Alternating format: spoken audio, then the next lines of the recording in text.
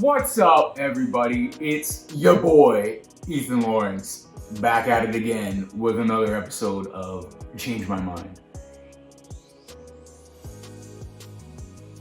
In this episode, we are going to be discussing the age-old debate, the GOAT debate. I'm not talking GOAT as in Tom Brady in the NFL or Hunter Pence in baseball, or Marv from Home Alone. No, let's go with Babe Ruth. As well, Tom Brady, I don't know about that, man. I gotta change my mind. Maybe I'm gonna go back to Jim Brown.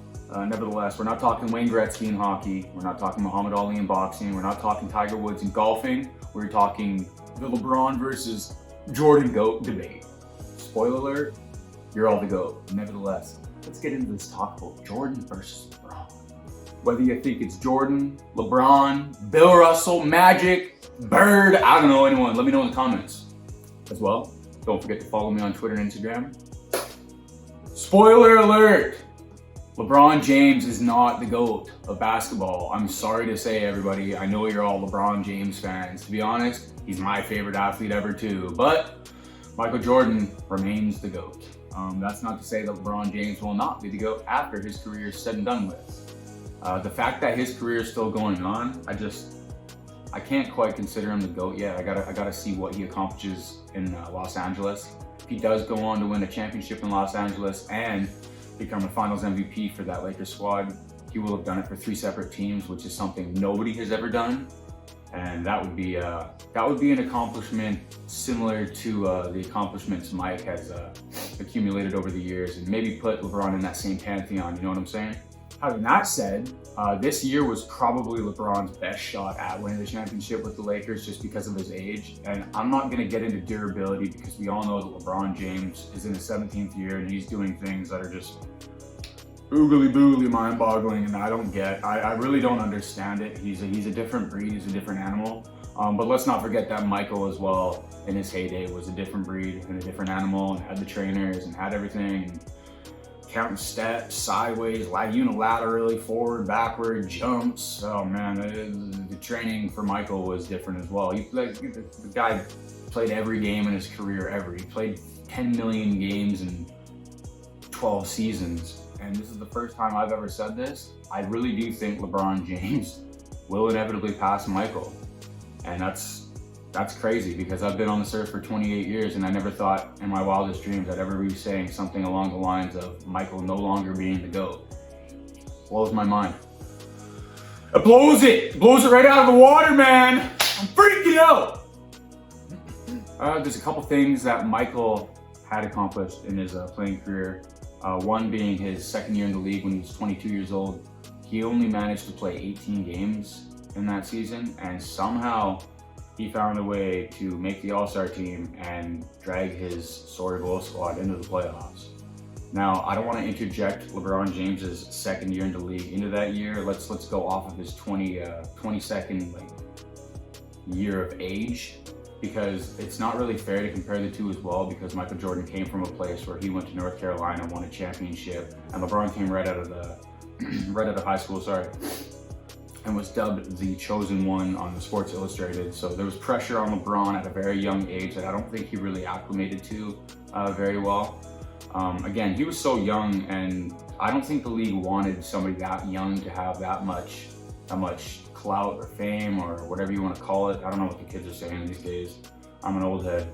But basically, LeBron James, when he was 22 years old, I don't know if you can substitute him into that Michael Jordan's second year when he was 22 years old and get the same results. I don't know if LeBron James would have been in the All-Star game, or if he would have dragged that same Bull squad to the playoffs. Maybe he would have, I don't know, I'm just speculating. So basically, in saying that, Michael's second year was kind of a wash because of the 18 games, so I don't really like to look at the stat line in particular. I like to kind of consider his third year in the league almost like his second year, just because of the lack of play time and whatnot with the broken foot. In his second year, he averaged 37.1 points a game. This guy played 1 season in the NBA, and in his second full season, he averaged 37.1 points a game. Again, I can pull up a whole plethora of different stats, but winning MVP and Defensive Player of the Year in the same year, back-to-back three-peats, no Game 7 in the finals, went to play pro baseball. There's a lot Michael did that, no offense, LeBron never did do. I like to look at when LeBron joined the Heat, the Heatles, with that three-headed monster, the chimera, if you will, of Dwayne Wade, Chris Bosh, and LeBron James. Not 1, not 2, not 7, not 12. No, sorry, back to 2. They probably should have won every year they were together. Those 4 years, that should have been a four-peat. The first year they were together, obviously there was going to be some growing pains and whatnot throughout the season. I don't know if Spoelstra was the right fit to be the coach. I think he was just kind of like, he wanted the players to do the coaching as opposed to trying to coach these players up and implement schemes and fits for the players. Basically what happened was they lost to Dallas Mavericks in the finals. And don't get me wrong, that Dallas Mavericks team was pretty cool, I guess. They had Jason Terry as their second scoring option. But Dirk was on fire. Dirk deserved that finals MVP because they won, that's for darn sure. Nevertheless, the Heat lost that finals, and let's be honest, we all love basketball if you're watching. The Heat squad in comparison to that Mavs squad, everyone had it as a write-off. I thought it was going to be a 4-game sweep, I'm not going to lie. I was clearly wrong. Nevertheless, they did go on to win back-to-back championships after that. And then they lost to a sophomore Kawhi Leonard-led Spurs team in 2014. And it just, again, something didn't quite sit well. I thought that Heat team should have done better. They could have done better. And they would have done better, but they didn't. I don't know, something went wrong. Nevertheless, LeBron James takes a lot of criticism for it. And in my opinion, earlier on, after that 2014 season, he deserved all the criticism he took for it.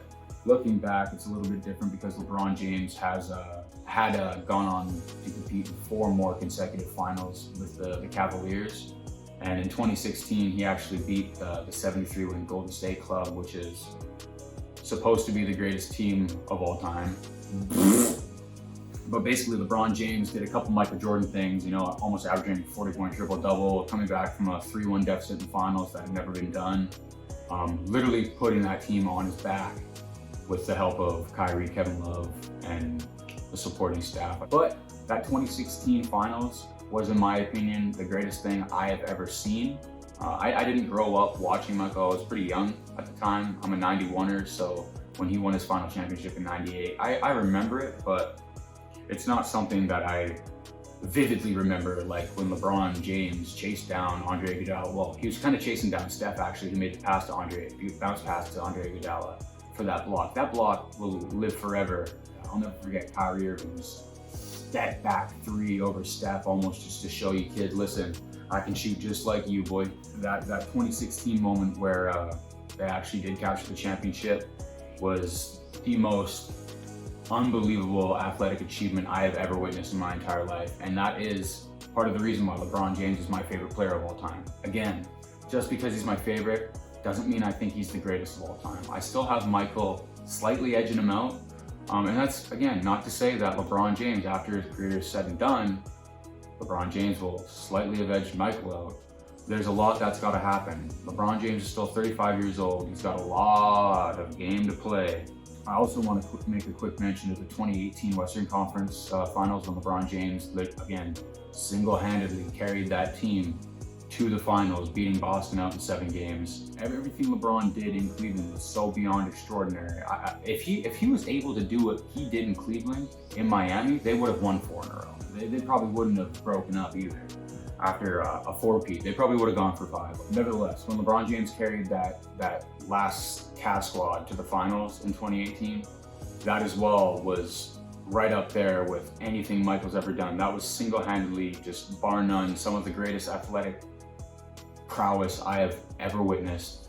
And as well, side note, had J.R. Smith not had the blunder of forever and forgot the score of the game when George Hill missed that free throw, we're talking a whole different ball game, because the Cavs could easily win that game 1 in Golden State.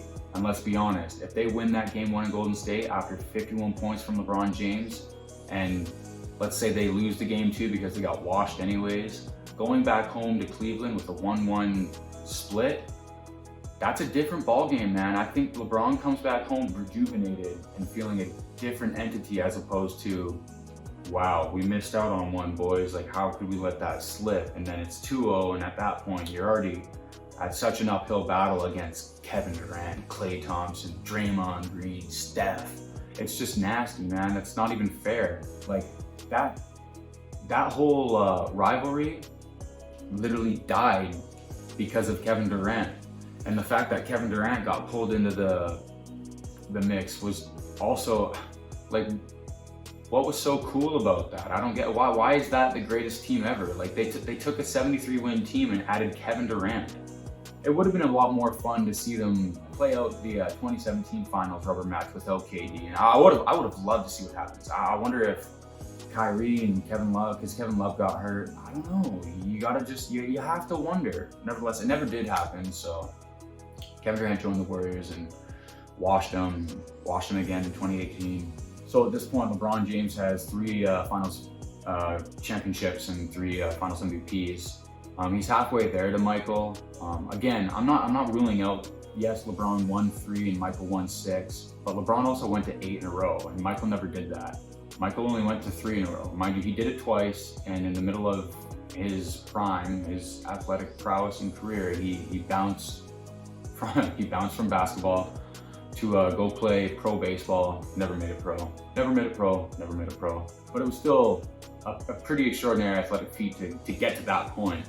I would have liked to see if Michael could have taken down that Houston squad led by Hakeem and Clyde, because that team was no slouch. And back in the day, the Bulls struggled with big bodies on the interior, and it would have been fun to see Michael go against Hakeem the Dream and try and shake him off, you know? Had that happened and had Michael won those 2 years as well, and then the preceding 3, that would have been 8 in a row, and at that point they probably would have gone for 9 in a row. At that point, if we were to go back and rewrite the history books, there is no debate. Michael is the greatest ever. 9 in a row would have been a wash. Nevertheless, that didn't happen. He only won 6. He only got 6. Darn, hey. So there is room for LeBron to wiggle in, you know. When Michael entered the league, we cannot forget that Michael's contemporaries and his peers in his first year after winning Rookie of the Year were beginning to realize that he wasn't only just the best player in the league, but he was probably becoming the best player ever. And in his 3rd year, when he did average that 37.1 points, I think everyone, including Magic and Bird, who have stated on camera, everyone knew that Michael was the greatest player of all time. And it was only a matter of time until he broke through and ended up winning some championships. He was just too good. And we all know that he never won a championship with Scottie Pippen. That's all and well. But LeBron James never won a championship until he joined arguably the 3rd greatest shooting guard ever in Dwayne Wade in Miami, and also got Chris Bosh out of the deal. Obviously, LeBron's the best player in the team, but the fact that Dwayne Wade needed to tell LeBron to take the lead, I don't know if LeBron was quite ready to be the alpha of all alphas, where Michael, as soon as he entered the league, he was the alpha of all alphas. He was the mega. He was colossal. He was Shakespeare to grade school writers. Michael, much like LeBron, had an aura about him. It wasn't just a cult following, it was a global following. I mean, this guy goes to France for the Olympics, and he's got a following as if he's not just a member of the Beatles, but he is the Beatles. There was something about Michael that is so uncanny and just so different. This was before social media. Can you imagine if Michael was doing what Michael did in the era of social media, the following he'd have? It would be impossible. You have 50,000 people showing up to see Steph Curry. Can you imagine the amount of people showing up to see Michael Jordan? It would have been different. Everyone loved Michael. Michael was the greatest thing since sliced bread. Sorry about that, camera guy, I just had to charge it up a little bit. I'm not trying to say that LeBron James doesn't have a massive following, but he did enter the league while the social media era was beginning to boom. He didn't enter before it or after. It had already become what it is now, but he did injure every single minute detail of the social media era. in its literal explosion. At this point in both of their respective careers, 5 years in, Michael Jordan was proclaimed the greatest player not only in the league, but the greatest player of all time by his peers, Magic Johnson and Larry Bird. I'm paraphrasing a little bit, but that's what they said. They said he was literally the greatest player on planet Earth. In retrospect, LeBron James' 5th year, we were all hoping he'd make a finals. I don't recall anyone ever comparing him to the greatest of all time, and if they were comparing him to the greatest of all time 5 years in with no championships, I don't really know where your head was at. LeBron James was being compared to the greatest player in the league at that point. However, he never made it to the finals 5 years in. Don't forget, it was Kobe Bryant who actually went back-to-back in the league and won back-to-back finals MVPs, cementing his legacy as one of the greatest of all time. So at that period in time when LeBron James was 5 years in, I don't think that he, for the most part, was even considered the greatest player in the league because Kobe had just done what he'd done. Basically, it's going to come down to this season playing out. LeBron James needs to win a 4th championship at least. He needs to win a finals MVP for a 3rd team, which no other player has ever done. He needs these accolades to cement himself as at least eye to eye with Michael, so people can start beginning to have the conversation of who is the greatest, Michael or LeBron. Because without that, I just don't think LeBron has quite yet achieved enough in the league. LeBron's just got to do a little bit more to get there. In regards to the social media and the social era aspect, LeBron has done a lot for the people, and Michael, in comparison, didn't do as much to use his voice or use his platform to speak on politics and what was going on in the world and changing for the better and humanitarian rights and all that good stuff. Nevertheless, Michael has pledged $100 million for the Black Lives Matter movement. That's amazing. LeBron James as well is, we all know what LeBron James is doing, let's be honest. I think LeBron James will, at the end of his career, have surpassed Michael and be considered the greatest of all time by the majority, as opposed to just by a significant margin. Having said all that, thank you all so much again for coming by. Please like, share, comment, subscribe, and let me know who you think your GOAT is. Anyways, love you all, take care, stay safe, peace out. That's the whole twist. It's not that everyday. It's not your everyday GOAT debate. You know, there's a twist. You know, there's avenues, there's lanes. It's a labyrinth. You know, we have to navigate these waters carefully.